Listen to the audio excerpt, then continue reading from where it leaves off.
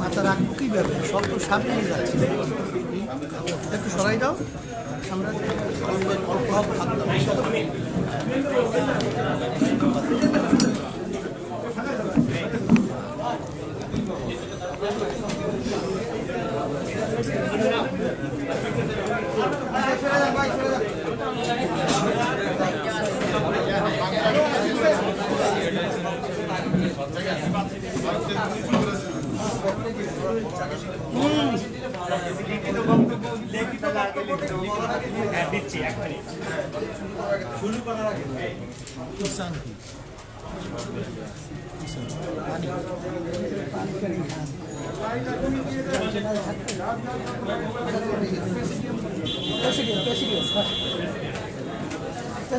ঠিক আছে থাকেন কি কথা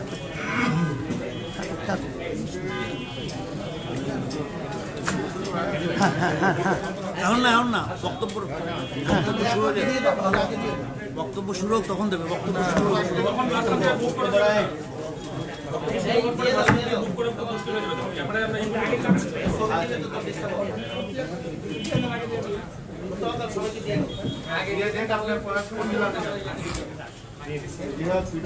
আসসালামু আলাইকুম ওয়া রাহমাতুল্লাহি ওয়া বারাকাতুহু। সাংবাদিক বন্ধুগণ,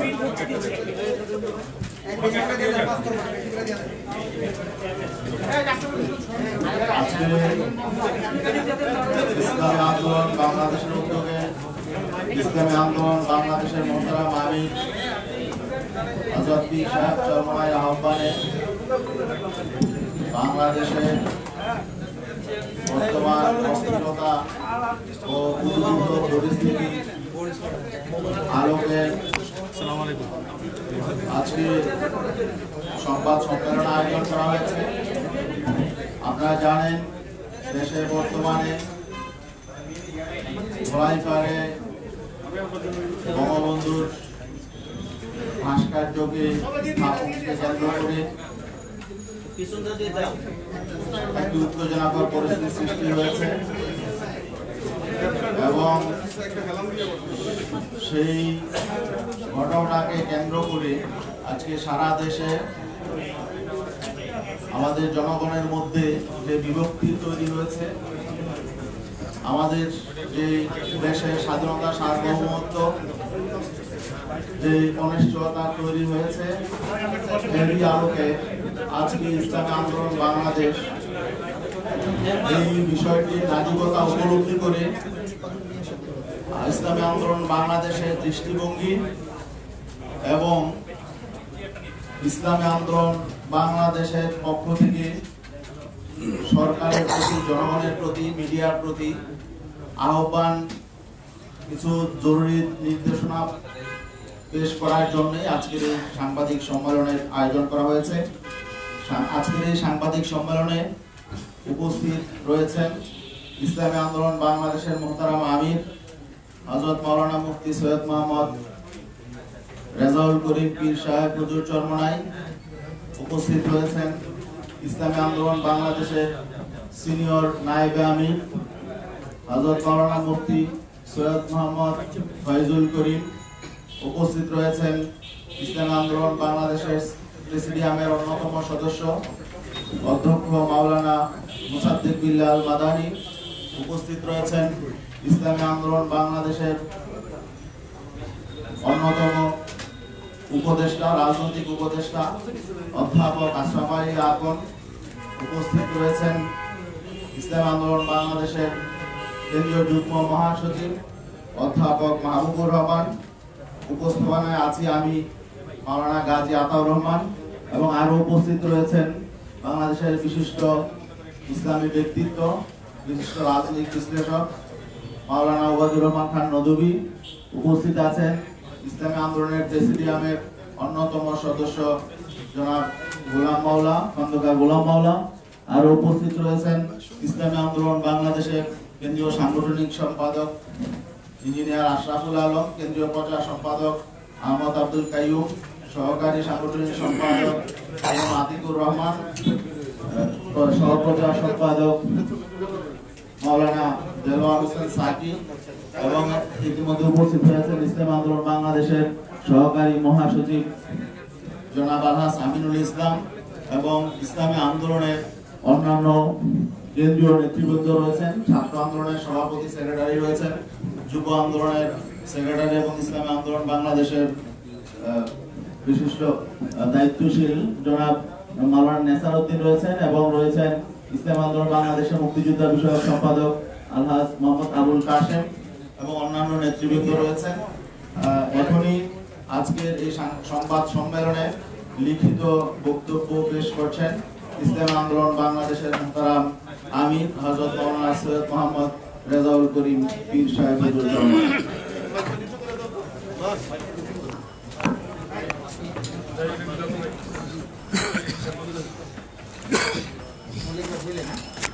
আসসালামু আলাইকুম ওয়া রাহমাতুল্লাহি ওয়া বারাকাতুহু। বিসমিল্লাহির রহমানির রহিম। নাহমাদুহু ওয়া নুসাল্লি আলা রাসূলিহিল কারীম, আম্মা বাদ।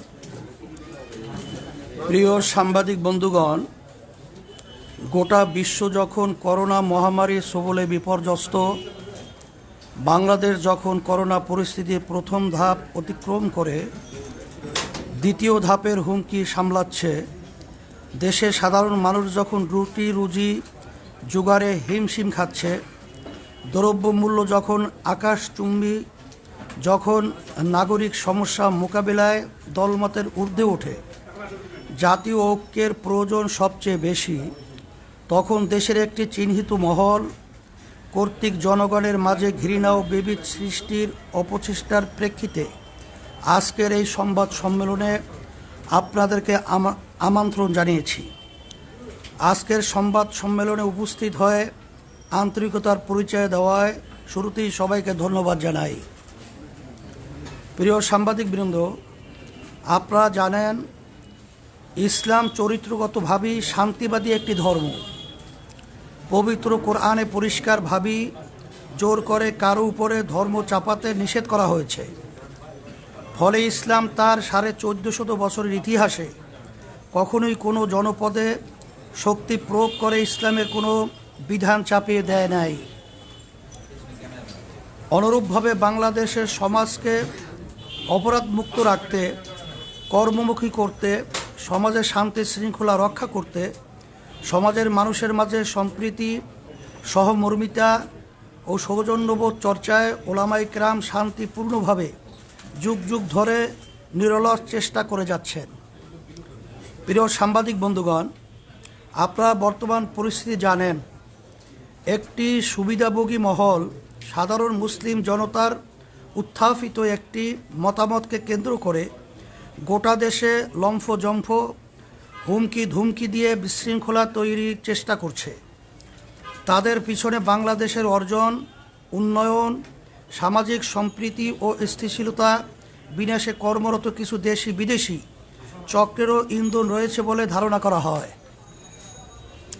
স্বপ্নের পদ্মা সেতু প্রকল্পের ঢাকা কেন্দ্রের প্রবেশদ্বারে বঙ্গবন্ধুকে স্মরণ করে স্থাপিত হতে যাওয়া ভাস্কর্য নিয়ে একটি বিতর্ক তৈরি হয়েছে। 5-7টি মসজিদ মাদ্রাসার মিলন মোহনায় 2টি মসজিদের অবকাঠামো ভেঙে এই পয়েন্টে ভাস্কর্য স্থাপনের ফলে স্থানীয় ইমাম, মুসল্লি ও তৌহিদি জনতা সেখানে ভাস্কর্যের বদলে বিকল্প কোনো উত্তম পন্থায় বঙ্গবন্ধুকে স্মরণীয় করে রাখার দাবি জানিয়েছিল। সাংবাদিক বন্ধুগণ, আপনারা জানেন বাংলাদেশ সরকারের বিদ্যমান আইন কানুন মেনেই তৌহিদি জনতা সমাবেশ করেছে এবং সেখানে শালীন ভাষাতেই যৌক্তিকভাবে ভাস্কর্য স্থাপনের বিরোধিতা করা হয়েছে। একই সাথে বঙ্গবন্ধুকে সম্মান জানানোর বিকল্প পন্থাও প্রস্তাব করা হয়েছে। বিষয়টি একেবারেই স্বাভাবিক একটি নাগরিক প্রতিক্রিয়া, কিন্তু আমরা বিস্ময়ের সাথে লক্ষ্য করলাম একটি সুবিধাভোগী মহল বিষয়টিকে কেন্দ্র করে দেশে চরম উস্কানি উত্তেজনা তৈরি করছে। সরকার যেখানে প্রতিবাদ সমাবেশের অনুমতি দিয়ে যৌক্তিক আলোচনা ও মতামতের পরিবেশ সংযমের সাথে বজায় রেখেছে, সেখানে জনবিচ্ছিন্ন সুবিধাভোগী শ্রেণীটি ওলামায়ে কেরামকে সন্ত্রাসী ভাষায় গালিগালাজ করছে, ঢালাওভাবে অপবাদ দিচ্ছে, মাহফিলের মতো চিরায়ত ধর্মীয় সংস্কৃতিকে উগ্রপন্থায় প্রতিহত করার ঘোষণা দিচ্ছে। রাজপথে সন্ত্রাসী কায়দায় উগ্র বক্তব্য স্লোগান দিচ্ছে, প্রকাশ্যে আলেম সমাজকে মারধর, অপমান, এমনকি তাদের প্রাণনাশের হুমকি দিচ্ছে।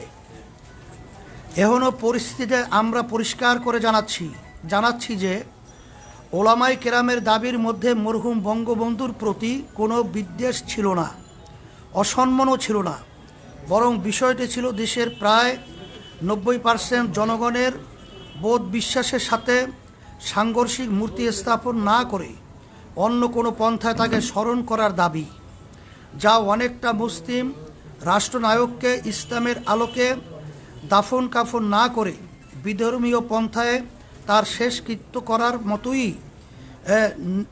নিন্দনীয় কাজ।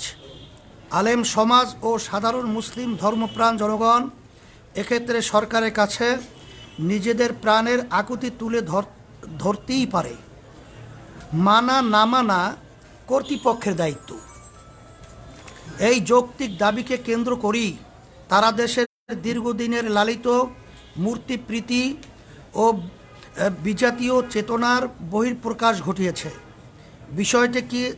বিষয়টিকে বিকৃতভাবে উপস্থাপন করে দেশের সর্বজন শ্রদ্ধেয় ওলামায়ে কেরামকে অপদস্থ করার হাতিয়ার হিসেবে গ্রহণ করেছে।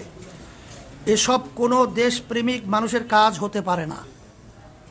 প্রিয় সাংবাদিক বন্ধুগণ, বাংলাদেশ স্বাধীন হয়েছে আজ 50 বছর হতে চলছে। ঐক্যবদ্ধ এই জাতি মাত্র 9 মাসে দেশটাকে স্বাধীন করেছে। এখানকার মানুষের ভাষা, সংস্কৃতি, ধর্ম প্রায় এক। এমন ঐক্যবদ্ধতা যে কোনো জাতির জন্যই গর্বের। কিন্তু আমরা দুঃখের সাথে লক্ষ্য করছি, একটি মহল জনতার এই ঐক্যকে ছিন্ন ভিন্ন করতে চায়। বাংলাদেশ একটি গণতান্ত্রিক দেশ। দেশ পরিচালনায় প্রত্যেক নাগরিকের মতামত প্রকাশের এখতিয়ার রয়েছে। সরকারের কোনো সিদ্ধান্তের গঠনমূলক সমালোচনা ও বিরোধিতা সভ্য সমাজের একটি বৈশিষ্ট্য।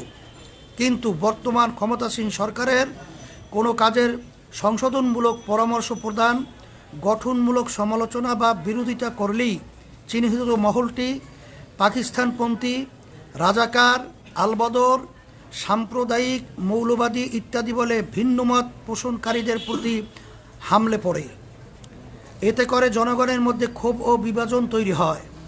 আমরা মনে করি বিষয়টি জাতীয় উন্নয়ন অগ্রগতির পথে অপ্রধান অন্তরায়। প্রসঙ্গত স্মরণ করিয়ে দিতে চাই, ইসলামী আন্দোলন বাংলাদেশের প্রতিষ্ঠাতা ও তার পরিবার 71 সালে একনিষ্ঠভাবে মুক্তি সংগ্রামের সহযোগী ছিলেন। তার দরবার ছিল এলাকার সকল ধর্মবর্ণের মানুষের আশ্রয়স্থল। বিষয়টি এলাকার মুক্তিযোদ্ধাদের মাঝে সর্বজন বিদিত। যারা এই বিষয়ে বিতর্ক করছে তারা মিথ্যার আশ্রয় নিয়ে মুক্তিযুদ্ধের চেতনাকে তামাশায় পরিণত করছে। আমরা এর তীব্র প্রতিবাদ ও নিন্দা জানাই। প্রিয় সাংবাদিক বন্ধুগণ, ওলামায়ে কেরাম কোরআন হাদিসের আলোকে তাদের মতামত জানান মাত্র তারা কখনোই কাউকে আইন হাতে তুলে নিতে বলেন না। একই ধারাবাহিকতায় ধোলাইপাড়ের মূর্তি নিয়ে তারা তাদের অবস্থান জানিয়েছেন। এর সাথে দেশের অন্য মূর্তি ভাঙ্গার কোনো সম্পর্ক নেই। বিচ্ছিন্ন কোনো ঘটনার সাথে ওলামায়ে কেরামের মতামতকে উদ্দেশ্যমূলকভাবে সম্পৃক্ত করা উলামা ও ইসলাম বিদ্বেষের নগ্ন বহিঃপ্রকাশ মাত্র। প্রিয় সাংবাদিক বন্ধুগণ, এখানে আরেকটি বিষয় উল্লেখযোগ্য। মরহুম শেখ মুজিবুর রহমানের শাসনামলে যারা তার বেশি বিরোধিতা করেছে, বঙ্গবন্ধুর চামড়া খুলে নেয়ার হুমকি দিয়েছে, বঙ্গবন্ধু হত্যার ক্ষেত্র তৈরি করেছে, মৃত্যুর পরে আনন্দ উল্লাস করেছে, তারাই আজ বঙ্গবন্ধুর সম্মান রক্ষার নামে অপসংস্কৃতি প্রসারে সবচেয়ে এগিয়ে। অবস্থার দৃষ্টি মনে হয় এরা বঙ্গবন্ধুর কন্যা ও মূল আওয়ামী লীগের চেয়েও বেশি মুজিব ভক্ত হয়ে গেছে। এখানে মনে হওয়া যৌক্তিক যে বঙ্গবন্ধুর সম্মান তাদের উদ্দেশ্য না, বরং তাওহীদ বিরোধী মূর্তিবাদী আদর্শ বিস্তারই তাদের মুখ্য উদ্দেশ্য, যা এদেশের বৃহত্তর জনগোষ্ঠীর চেতনা বিরোধী। তাছাড়া সরকারের উন্নয়ন বাধাগ্রস্ত করার এবং দেশের সামগ্রিক সম্প্রীতি ও শান্তি শৃঙ্খলা বিনষ্ট করাও তাদের দূরবর্তী লক্ষ্য। প্রিয় সাংবাদিক বন্ধুগণ, ভাস্কর্য মূর্তি ইস্যুতে চরম উস্কানির মুখেও দেশের শান্তি ও স্থিতিশীলতা বজায় রাখার স্বার্থে ইসলামী আন্দোলন বাংলাদেশ সীমাহীন ধৈর্যের পরিচয় দিয়ে এসেছে। কিন্তু এরই মাঝে গতকাল মুক্তিযুদ্ধ মঞ্চ নামের একটি ভুইফোর সংগঠন ইসলামী আন্দোলন বাংলাদেশের সিনিয়র নায়েবে আমির মুফতি সৈয়দ মোহাম্মদ ফয়জুল করিমের নামে একটি জঘন্য মিথ্যা মামলা দায়ের করেছে। সঙ্গে আরও দুইজন বিশিষ্ট আলেম আল্লামা জুনায়েদ বাবুনগরী ও মাওলানা মামুনুল হকের নামেও মিথ্যা মামলা দায়ের করা হয়েছে। আমরা বিষয়টিকে রাজনৈতিক ইস্যু মনে করিনি, যে কারণে ধৈর্যের সাথে পরিস্থিতি পর্যবেক্ষণ করেছি মাত্র। আমরা আমাদের দলীয় ব্যানারে বা কোনো সহযোগী সংগঠনের ব্যানারে কোনো কর্মসূচিও দেইনি। উগ্রবাদী শক্তি ও তাদের উচ্ছৃঙ্খল সহযোগীরা আমাদের নীরবতাকে দুর্বলতা ভেবেছে। আমি সরকারকে এসব অন্যায় সীমালঙ্ঘনকারীদের নিবৃত্ত করার অনুরোধ জানাই ও ক্ষমতাধীন সরকার এবং তাদের সুবিধাভোগী উগ্র সমর্থকদের সতর্ক করে বলতে চাই, এদেশের ধর্মপ্রাণ সাধারণ মুসলমানরা আজ ঐক্যবদ্ধ।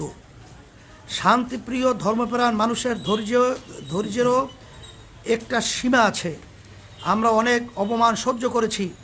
সরকার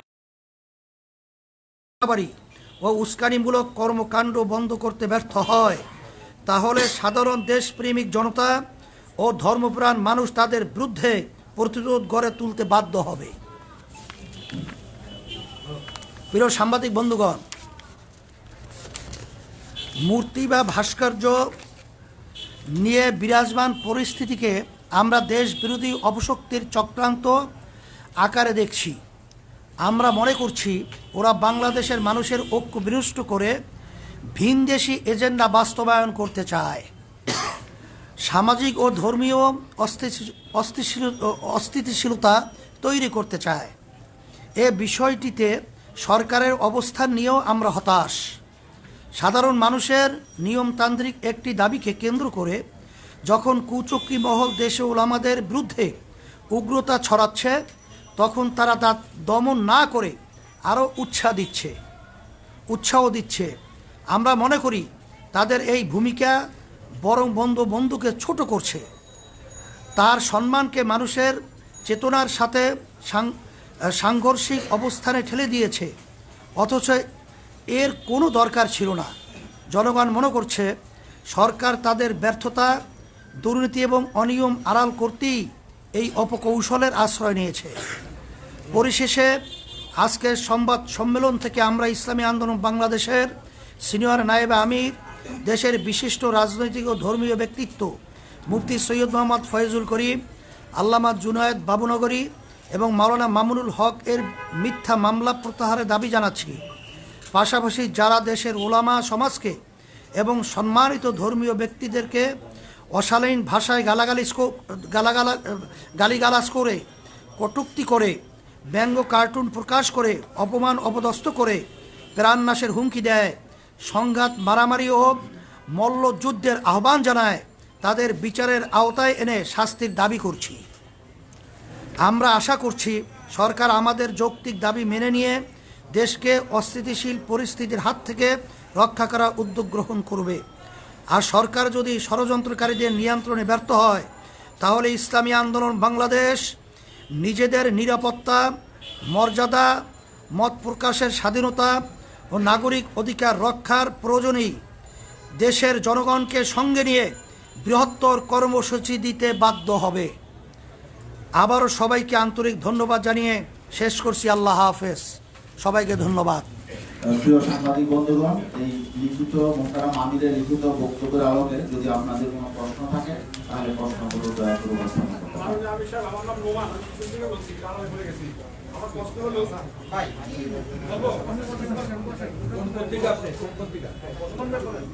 যে আমার প্রশ্ন হলো স্বাধীনতা বঙ্গবন্ধু শেখ মুজিবুর রহমান সাহেব আমাদের সংবিধানের অবিচ্ছেদ্য অংশ বলে সরকার দাবি করছেন এবং মনে করছেন। আর ভাস্কর্য বিরোধী আন্দোলন করে আপনার কতদিন প্রতিবাদ প্রতিহত করার চেষ্টা করছেন, সেটা সংবিধানের স্পষ্ট লঙ্ঘন বলে সরকার দাবি করছে। এই বিষয়ে আপনাদের বক্তব্য কি? আমরা ইসলামী আন্দোলন বাংলাদেশ পরিষ্কারভাবে আমরা আজকে আমাদের লিখিত বক্তব্যে কথাটা পরিষ্কারভাবেই আসছে। তারপরেও যেহেতু আপনি প্রশ্ন করছেন, ইসলামী আন্দোলন বাংলাদেশ আমরা ইসলাম নীতি আদর্শ লালন করি। ভাস্কর্য এবং মূর্তির ব্যাপারে ইসলাম কি সমাধান দিয়েছে, শরিয়াত কোরআন এবং হাদিস কি সমাধান দিয়েছে, বাংলাদেশের সকল উল্লেখযোগ্য হক্কানি ওলামাই কেরাম একত্রিত হয়ে ইসলামের যে এ ব্যাপারে যে সিদ্ধান্তগুলো তাদের মতামত প্রকাশ করেছে, এটা যদি সংবিধানের সাথে সাংঘর্ষিক আমি মনে করি না। কারণ বাংলাদেশ সরকার তার নির্বাচনের আগে তার নির্বাচনী ইশতেহারে প্রকাশ করেছেন যে সে যদি সরকার যদি গঠন করতে পারে, তারা যদি বিজয় লাভ করে, তারা ইসলাম বিরোধী শরিয়া বিরোধী কোনো আইন পাশ করবে না। বিধায় তার কথা কি আমরা সমর্থন হিসাবেই ইসলামের নীতি আদর্শ ভাস্কর্য মূর্তি এটার ব্যাপারে কি সিদ্ধান্ত, এটাই আমরা আমাদের ইসলামী দৃষ্টিতে আমাদের মতামত প্রকাশ করেছি। বিষয়টা হচ্ছে কুষ্টিয়াতে মূর্তি ভাঙা হয়েছে। আমি সময় টিভি থেকে বলছি, কুষ্টিয়াতে যে মূর্তি ভাঙা হয়েছে এই বিষয়ে আপনাদের সমর্থন আছে কি নাই? এ ব্যাপারে আমরা পরিষ্কারভাবে আজকে আমাদের লিখিত বক্তব্যে আমরা কথাটা উল্লেখ করেছি যে আমরা শুধুমাত্র ইসলামের দৃষ্টিতে ভাস্কর্য মূর্তির ব্যাপারটা পরিষ্কারভাবে আমরা ইসলামের দৃষ্টিতে মতামত প্রকাশ করেছি। কিন্তু মূর্তি ভাঙ্গা বা কাউকে উস্কিয়ে দেওয়া বা মূর্তি ভাঙ্গার ব্যাপারে কোনো মতামত আমরা প্রকাশ কোনো ওলামায়ে কেরাম করেন নাই, আমরাও করি নাই এবং আইন শৃঙ্খলা আমরা হাতেও তুলে নিইনি। একটা ব্যাপার জানতে চাই, এই মূর্তি ভাঙাটা আপনার কাছে কি মনে হয় যে এটা কি ঠিক হয়েছে নাকি ঠিক হয়নি? মূর্তি ভাঙ্গার ব্যাপারে আমরা পরিষ্কারভাবে আজকেও বলেছি, যদি এ ধরনের কেউ উদ্দেশ্য প্রণোদিতভাবে এ ধরনের আচরণ করে থাকে, এটা সম্পূর্ণ নিয়ম বহির্ভূত এবং এটা উদ্দেশ্য প্রণোদিত। এবং সাথে সাথে সরকারকে বলবো যে এটা সঠিক তদন্তের মাধ্যমে যে আসলে মূলত আমরা বিষয়টাকে যে বিভিন্ন কায়দায় যে সিসি ক্যামেরা রয়েছে তার যে ধরনটা আমরা লক্ষ্য করছি, এটা আমাদের কাছে প্রশ্নবিদ্ধ। এটা সঠিক ভাবে তারা তদন্তের মাধ্যমে দোষীদের ব্যাপারে তারা ব্যবস্থা নেবে, এটা আমরাও সমর্থন করি। আমার নাম হচ্ছে মোস্তফা মল্লিক, আমি চ্যানেলের বিশেষ প্রতিনিধি। আপনি একটা জায়গায় বলেছেন যে চক্রান্ত আকারে আপনারা দেখছেন এবং এটা বলছেন যে তারা ভিনদেশি এজেন্ডা বাস্তবায়ন করতে চায়। আপনার এই তৃতীয় পক্ষ শক্তিটাকে কাকে বোঝাচ্ছে? এটা আপনারা তালাশ করে বের করে নেবেন। তবে আমরা আজকে তাদের যে লক্ষ্য উদ্দেশ্য, তারা অনেক সময় সরকারের কার্যক্রমকেও তারা সমালোচনা করে। এটা কোনো গোষ্ঠীকে, যেমন নাকি আমরা এখানে ওবায়দুল কাদের সহ, ওবায়দুল কাদের আমাদের বর্তমানে আওয়ামী লীগের সেক্রেটারি জেনারেল, সে বিভিন্ন এই ধরনের সংগঠন যারা নাকি উস্কানিমূলক এবং বিশৃঙ্খলা সৃষ্টির জন্যে তারা কার্যক্রম পরিচালনা করছে, ভুইফুর হিসাবে তাদেরকে আখ্যা দিয়েছে। আমরা আমাদের বক্তব্য সেই ধরনের কথাটাই আমরা আজকে উল্লেখ করেছি। আপনাদের যে বৃহত্তর কর্মসূচির কথা বললেন, বৃহত্তর কর্মসূচি কি ধরনের কর্মসূচি আপনারা দিতে যাচ্ছেন? সেটা সময়ের ব্যবধানে অবস্থার পরিপ্রেক্ষিতে আমরা সেভাবে পরামর্শ ভিত্তিক আপনাদেরকে জানাবো ইনশাআল্লাহ। আসলে এখানে একটা কথা স্পষ্ট করতে হয়, একটা হলো বঙ্গবন্ধু তার প্রতিকৃতি ভাস্কর্যকে না মানা, দুইটা জিনিস এক না। যেমন বাবা অসুস্থ, ডায়াবেটিস রোগী, দুই ছেলে, বাবা মিষ্টিকে পছন্দ করে, এক ছেলে তার কাছে মিষ্টি নিয়ে যায়, আর এক ছেলে তার থেকে জোর করে মিষ্টি ছিনিয়ে নিয়ে যায়। উভয় দৃষ্টিতে দেখা যায় একজন তার প্রিয় আর একজন তার অপ্রিয়। কিন্তু যে জ্ঞানী সে অবশ্যই মনে করবে যে যেই ছেলে বাবার ডায়াবেটিস রোগীর থেকে মিষ্টি ছিনিয়ে নিয়ে যায় সেই তার উপকারী এবং প্রিয় সবচেয়ে বেশি। আমরা মনে করি বঙ্গবন্ধু শেখ মুজিবুর রহমান একজন মুসলমান, তার মাথায় টুপি, তার বাবার মাথায় টুপি, তার বাবার দাড়ি, বড় বড় দাড়ি। যারা আজকে বঙ্গবন্ধু সেই টুপিকে কোনো কুকুরের মাথায় দেয়, তারা বঙ্গবন্ধু শ্রদ্ধা করে না। আজকে তার দাদার দাড়িকে, বাবার দাড়িকে যারা অশ্রদ্ধা করে, তারা বঙ্গবন্ধু শ্রদ্ধা করে না। আর মনে রাখতে হবে, বঙ্গবন্ধু এদেশ ছিল না, এরা ছিল অনেক দূরের। এদেশে আসছে কেন, ইরাক থেকে কেন আসছে, তাদের ইতিহাস জানতে হবে। বঙ্গবন্ধুর পরিবার ইরাকের, বিদেশি, অনেক আগে এখানে আসছে ধর্ম প্রচার করার জন্য। তারা জাতিগতভাবে ধার্মিক, তার বাবা ধার্মিক, তার দাদা ধার্মিক, তার সমস্ত গোষ্ঠী ধার্মিক। খোদ বঙ্গবন্ধু কে বলেছেন, এদেশের ডাকাতরা চোরেরা সব কিছু নিয়ে গেছে, কিন্তু ইমানদার লোক আমরা বেঁচে আসি, ইমানের সাথে তাদের মোকাবেলা হবে। এটা বঙ্গবন্ধু নিজের বক্তব্য। তিনি কি বলেছেন, ইনশাআল্লাহ আমি বিজয় হব। কাজী যারা বঙ্গবন্ধুকে নাস্তিক বানাবার চক্রান্ত করতেছে, যারা বঙ্গবন্ধুর চামড়া দিয়ে ঢুকঢুকি এবং জুতা বানাবার বক্তব্য দিয়েছে, আজকে আমরা দেখছি তারাই এই তারাই আজকে এই মুক্তিযোদ্ধা মঞ্চ হিসাবে, তার আপন হিসাবে তারা স্বীকৃতি পাইতেছে। আমি মনে করি এটা ভিন দেশীয় এক এজেন্ডা বাস্তবায়ন করতে চায়। যারা এই দেশ দখল করার ওখান থেকে হুমকি দেয়, তারই এজেন্ডা বাস্তবায়ন করতে চায় এরা হয়তো। কিন্তু আপনাদের বিরুদ্ধে সবচেয়ে বড় অভিযোগ যে আপনারা এতদিন এই ভাস্কর্য আর মূর্তি নিয়ে কোনো ধরনের কথা বলেননি। কে বলছে? আপনারা শুরু করেছেন এবং এটি বিএনপি আপনাদের কর্ণকুহুরে যায় নাই, বা গেলেও আপনারা চুপ ছিলেন। আমরা থেমিস মূর্তির বিরুদ্ধে আন্দোলন করেছি। আমরা ময়মনসিংহের উলঙ্গ, আপনি দেখেন ময়মনসিংহে যেই মূর্তি স্থাপন করা হয়েছে টিচার ট্রেনিং ইনস্টিটিউটের সামনে, কোনো ভদ্র, কোনো জ্ঞানী, কোনো বিবেকবান মানুষ এই মূর্তিকে গ্রহণ করতে পারে না, মানতে পারে না। কিন্তু বিবেকবান মানুষ আজকে সেটা প্রতিবাদ করে না। আমি মনে করি বঙ্গবন্ধু একজন মুসলমান, আমরা তাকে মহাব্বত করি, আমরা তাকে ভালোবাসি, তার কবরে আযাব না হোক এই চেষ্টা আমরা করি। শুধু জিয়াউর রহমান কেন, আমার বাবার মূর্তিকে আমি পছন্দ করি না, আমার দাদার মূর্তিকে আমি পছন্দ করি না। জনাবে মুহাম্মদ রাসূলুল্লাহ সাল্লাল্লাহু আলাইহি ওয়াসাল্লামকে সবচেয়ে মুসলমান বেশি মহাব্বত করে, জীবনের চেয়ে বেশি মহাব্বত করে, কিন্তু কই সে দুনিয়া থেকে বিদায় হওয়ার পরে তার মূর্তি স্থাপন কেন করা হয় নাই? কাজে ইসলামের দৃষ্টিতে ভাস্কর্য স্থাপন করা এরা মহাব্বতের বহিঃপ্রকাশ নয়, বরং যে তাকে মহাব্বত করে, কবরে শান্তি দিতে চায়, তাকে জান্নাতে পৌঁছাতে চায়, সে তার ভাস্কর্য করবে না। যেমন বর্তমান আমাদের মাননীয় প্রাইম মিনিস্টার, তাকে যারা মহাব্বত করে, আমি মনে করি সেও দুনিয়া থেকে বিদায় হওয়ার পরে তার ভাস্কর্য করাটা তার জন্য মহাব্বতে বহিঃপ্রকাশ হবে না, বরং তাকে ঘৃণা প্রকাশ করাই এইটি হবে তার আসল বহিঃপ্রকাশ। আন্দোলনের পিছনে রাজনৈতিক কোনো উদ্দেশ্য আছে কিনা? প্রশ্নই আসে না, প্রশ্নই আসে না। এই বিষয়ে একটা ছোট প্রশ্ন, আমি আরাফাত সিদ্দিকী এটি নিউজে কাজ করি।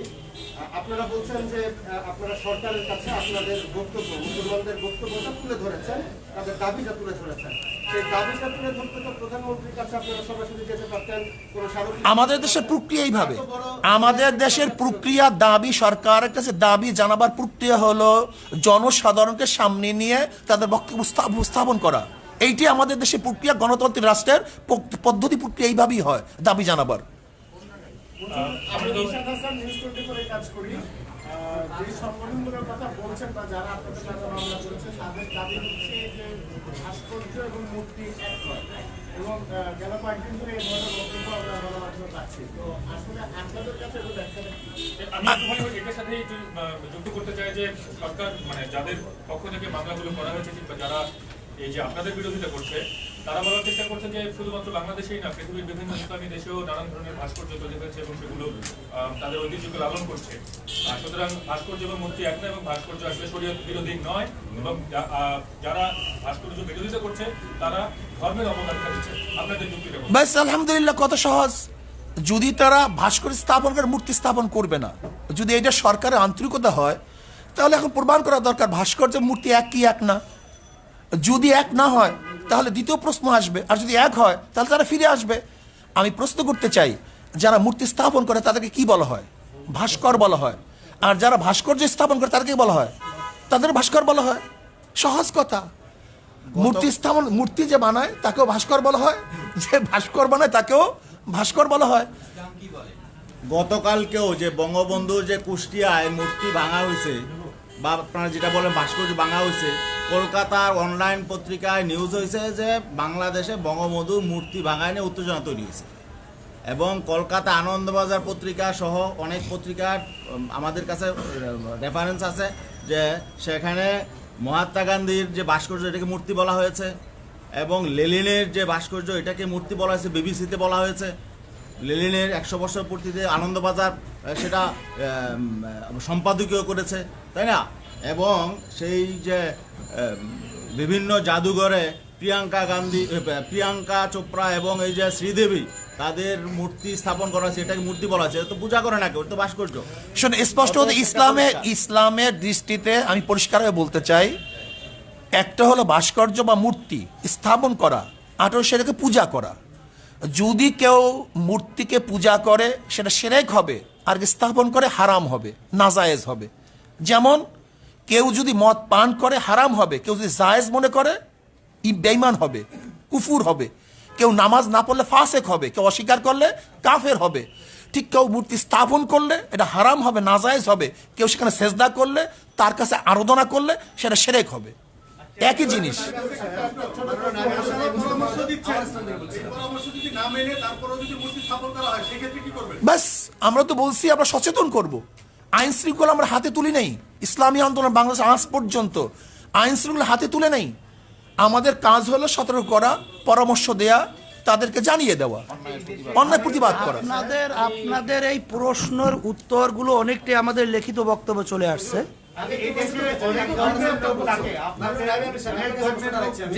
প্রশ্নটি হলো যে ভাস্কর্য ভাঙ্গার আন্দোলন নিয়ে বা বর্তমানে কিছু বক্তব্যকে ঘিরে দেশের 3 জন আরেকজন নামে রাষ্ট্রদ্রোহ মামলা হয়েছে, সেখানে আপনিও আছেন। এই বিষয়টা এখানে এসেছে। আমার প্রশ্ন হলো, রাষ্ট্রদ্রোহী মামলা হয়েছে আপনার নামে, আপনার প্রতিক্রিয়া কি ব্যক্তিগতভাবে? আসলে রাষ্ট্রদ্রোহ মামলা হয় নাই, প্রক্রিয়া আছে। রাষ্ট্রদ্রোহ মামলা হওয়ার জন্য যে পদ্ধতি পন্থা, সেটা তার প্রক্রিয়া আছে। আমি মনে করি এটা আমাদের উপর অবিচার করা হয়েছে। আমরা রাষ্ট্রদ্রোহ কোনো কাজ করি নাই, বরং যদি এই মামলা আমাদের বিরুদ্ধে হয় তাহলে আমি মনে করবো অবৈধভাবে আমাদের উপর জুলুম করা হয়েছে। সরকার আমাদের উপর জুলুম করছে এবং জনগণের কাছে আমরা এটা উপস্থাপন করব, জনগণ এই বিচার করবে।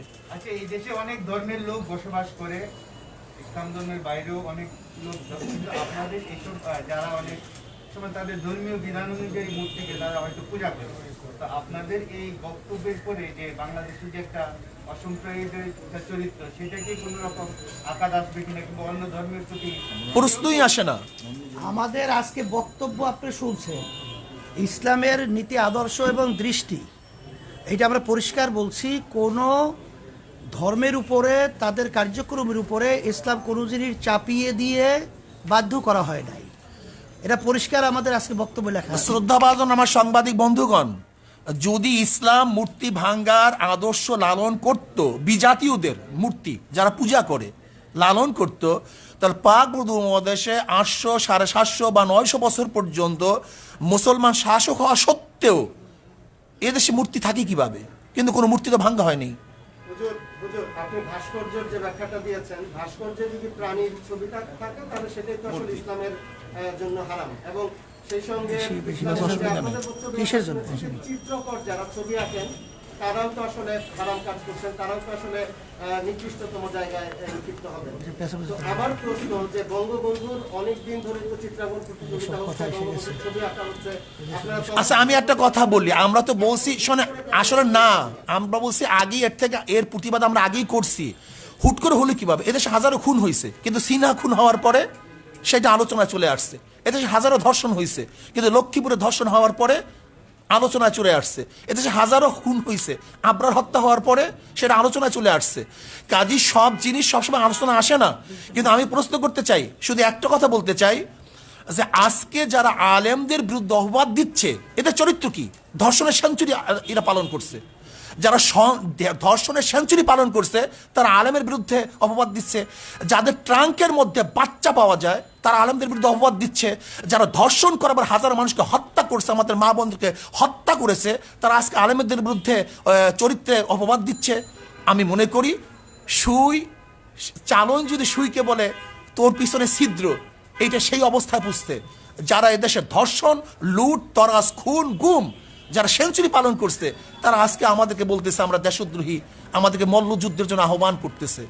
আমরা তাদের সাথে মল্লযুদ্ধ করতে চাই না। তো আপনারা তো নানান বিষয় নিয়ে সবসময় সোচ্চার থাকেন, মাদ্রাসায় যে ছাত্র নির্যাতন হয় সেসব বিষয় নিয়ে আপনারা 100 বার বলতেছি, আমরা 100 বার বলতেছি, যেখানে অপরাধ আছে তার বিরুদ্ধে আমরা করি, কিন্তু অপরাধ চাপিয়ে দেয় মন্দিরের মধ্যে, গির্জার মধ্যে। শুধু তাই না, আজকে দেখেন আপনি যে আমরা তো এইটার প্রতিবাদ করি, বরং যারা এইটার সমকামীর আইন পাশ করার জন্য যারা বারবার উত্থাপন করছে, আমরা তাদের বিরোধিতা করছি। কাজে এইটার বিরোধিতা আমরা। শুধু তাই নয়, আজকে দেখেন হুমায়ুন আহমেদের ঘেটো ছেলে কমলা, ঘেটুপুত্র কমলা, এই ঘেটুপুত্র কমলার এই সিনেমার মাধ্যমে, নাটকের মাধ্যমে এইটা তো গোটা দুনিয়ার মধ্যে ছড়িয়ে দেওয়ার অপচেষ্টা তারা করছে। কাজে এই অপবাদ তো তাদের উপরে আসবে। এটা আমাদের উপরে আসবে কেন? যে এটা আমরা সবসময় হারাম বলতেছি, নাজায়েজ বলতেছি, সর্বোচ্চ ঘৃণার জিনিস মনে করতেছি। কাজে আমি মনে করি দেশ যেহেতু নষ্ট হয়ে গেছে, দেশ যেহেতু ধ্বংস হয়ে গেছে, কাজে এর কিছু আচরণ সব জায়গায় লাগতে পারে, এটা বিচ্ছিন্ন ঘটনা, কিন্তু তার উপরে জাতির কোনো অবাধ। আল্লাহ পাক আমাদের সবাইকে কবুল করে না আপনারা উপস্থিত হওয়ায়, কষ্ট করায় শুকরিয়া আদায় করছি। এবং মেহমানদারি আর ব্যবস্থা আপনারা মেহমানদারি আপনাদের জন্য ব্যবস্থা রাখা হয়েছে। আশা করি আপনাদের মেহমানদারি আপ্যায়ন আপনারা গ্রহণ করবেন। আর আপনাদের